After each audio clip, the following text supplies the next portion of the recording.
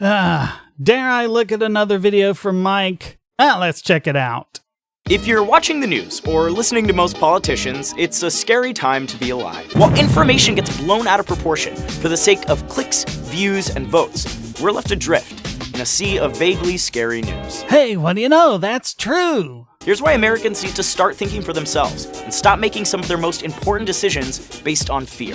You are 252 times more likely to be murdered by a person born in the US than a foreign-born attacker. And FBI data shows that immigrants are the community least likely to commit crime in this country. If we let Republicans and Democrats tap into our fears about terrorism, setting the stage for someone like Trump to leverage them into racist, xenophobic policies under the guise of national security. He's actually right about that. Unemployment was almost cut in half during Obama's 8 years in office. Private sector jobs have increased, and even if you counted people who aren't looking for work, the unemployment rate would only rise to 6%. Okay, this one isn't true. He needs to be looking at the labor force participation rate, which is still the worst it's been since the 1970s. No one's getting attacked by trans people in the bathroom. Okay, back to being good again.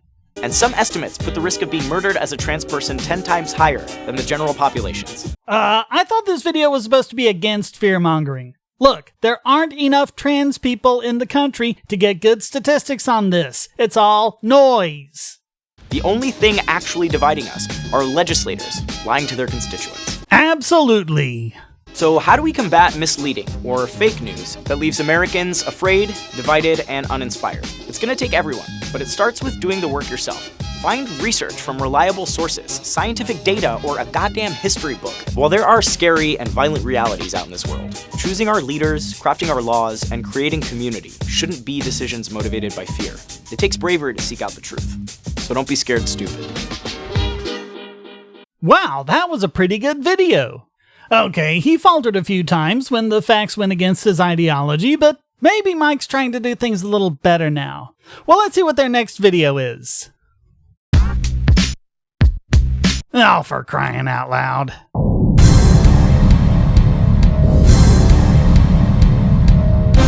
I am terrified that if I have children, they're not going to have health care, and then they're going to have those little Zika heads. So today we're going to be talking to people about What scares them? People sharing news they haven't researched, propaganda being passed around, people getting false ideas about where this world is going. The thing is, if you want to be against that, you have to be against CNN, MSNBC, and network news and things like that. I mean, has everyone really forgotten about the supposed weapons of mass destruction in Iraq that the press credulously reported on? Even though the information that Iraq didn't have them was publicly available at the time? Do people even remember the fiasco about the Killian memos? Yeah, I remember that. Great to have my last name associated with that, I tell you that. Or even just this last election year. If this last election year taught us anything, it's that we shouldn't be trusting old media at all. Trust the new media, because the new media can actually give you links to their source material. When they don't, you can wonder why. When they make a claim and it's not linked, just in your mind, put that little citation needed in brackets. That's the benefit of new media. And that's how you can be really confident about a lot of very good outlets like The Intercept. So yeah, fake news is a problem, but I don't think it's the problem he's talking about. I have a lot of undocumented relatives. Okay. And one of my fears is that the new administration will pursue the deportation of those people whom I love. Were you afraid about that with the last administration? Because Obama deported far more illegals than any president before him. Granted, Trump may be worse, but if you haven't been worried about it before, you haven't been paying attention. It doesn't really affect me so much because I'm careful. I look at the ingredients, but with chocolates, Okay. you see there's a lot of new preservatives like TPHQ, Whoa. PGPR. Yeah, because if you can't pronounce it or don't know what it is, it must be bad. Yeah, maybe there's some new media you shouldn't be paying attention to, like Food Babe. We have a president that denies that there's climate change when all the evidence is like in our face. Great! Then I'm sure you're all for nuclear power, right? Because that's the cheapest, safest, and most efficient form of carbon-free power we have. Great, let's get nuclear going. I'm sure that's gonna happen any day now. So we're black. I know. I didn't know if the people I've realized. at home understood. We got some melanin happening, and there are some people who have a vested interest in hoping that I don't know things. Know what? Like, blacks have never been safer in the history of America or even the history of the world? That the dangers are far greater from their fellow black citizens than from the police?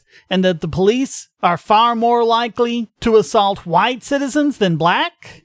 Please tell me you know all that. We're gonna play a game. It's a word association game. We're gonna say some words, and the first thing that comes to your mind, you just tell us what it is. Women's health. Health. You don't need the women's part. It's just health.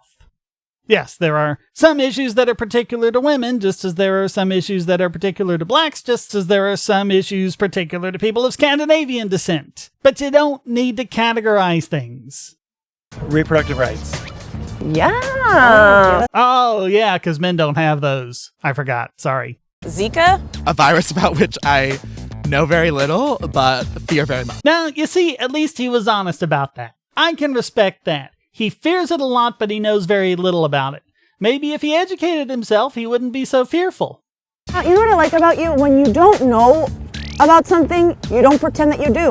Oh wow, I've been working on that. Thank you for that affirmation. That is good.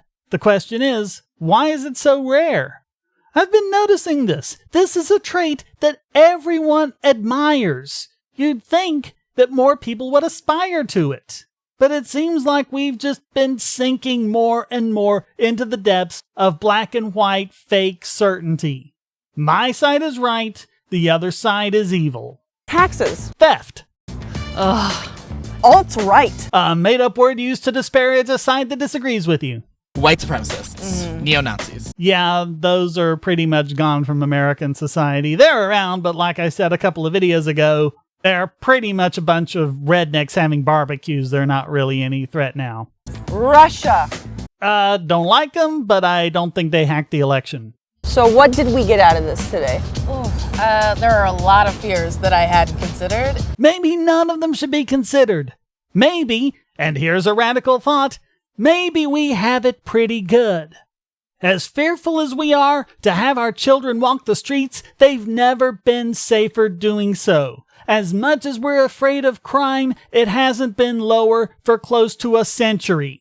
The only thing we really need to do is get the government to stop screwing up the economy, and things might actually be pretty awesome. No, there's really not much we have to fear today in our little first world ivory towers. I feel like if we put a little bit more human in discussions, we would get a lot farther. I think that's the thing, is the discourse has to get to a point where it is civil but also productive. Yeah, The I don't internet think has so. you believe that it's weak to have those conversations, or being politically correct is a problem. That started way before the internet. Hate to break it to you, but that's been going on since the 70s, at least in my memory, probably even earlier. It's something that happens because people have political ideologies, and they identify themselves based on political ideologies. And this latest wave has just made it more extreme. People are actually self-identifying based on political affiliations. And more, they're identifying themselves based on groups. Feminist, Black Lives Matter, whatever. If you have the name of a group in your label, you're doing it wrong. Isn't it better to be an individualist and to not have an ideology that's predicated on any fact or set of facts being true or false? Base them all on logic derived from first principles. And all of this bogus fear-mongering can be completely avoided. But I think polite conversation proved to be fine. I can't really bring myself to hate this video. I mean, they were out there making a good try and they were being very reasonable about it. But they just need to take a couple of things to heart. So maybe I was right in my initial assessment. Maybe Mike isn't quite so bad, but they still need to do a little better. They still need to do a little better about not doing fear-mongering. They still need to do a little better about not personalizing things when we talk about things like economics and the facts behind immigration and things like that. And it's not just Mike. Everyone needs to do better. We as a society are falling into this quagmire. And like I say, we've got it pretty good. Yeah, we've got some issues we need to address. But relative to the rest of the world throughout time, we're actually pretty good. And yet we see the beginnings of the things we see when civilizations start to fall. A guy you don't like gets elected president, so you riot. Someone goes to a college campus and says things you don't like, so you get him shut down. Instead of furthering the conversation, you shout and scream and insult and do everything you can to avoid the arguments. You tell one lie after another because you just can't give up that part of your political ideology because it's bound so tightly with your identity. This is what needs to stop. Mike is realizing that. Maybe BuzzFeed and all the others soon will too. Maybe that's one good thing that can come out of a Trump presidency. We are being slapped in the face with how ridiculous all of this is. We have been slapped in the face with how unreliable the media is and how we need to rely on our own research skills to verify things before we go jumping off at them. Maybe that's one good thing that can come out of a Trump presidency. In the meantime, you might want to avoid making videos about all the crappy little things that people fear, especially immediately after posting a video saying how bogus it all is. That's one more video down. If you liked it, please hit like and subscribe, and please support this channel by donating or becoming a patron. And if you like what I said about making your ideology derived logically from first principles, see this video on how I did exactly that.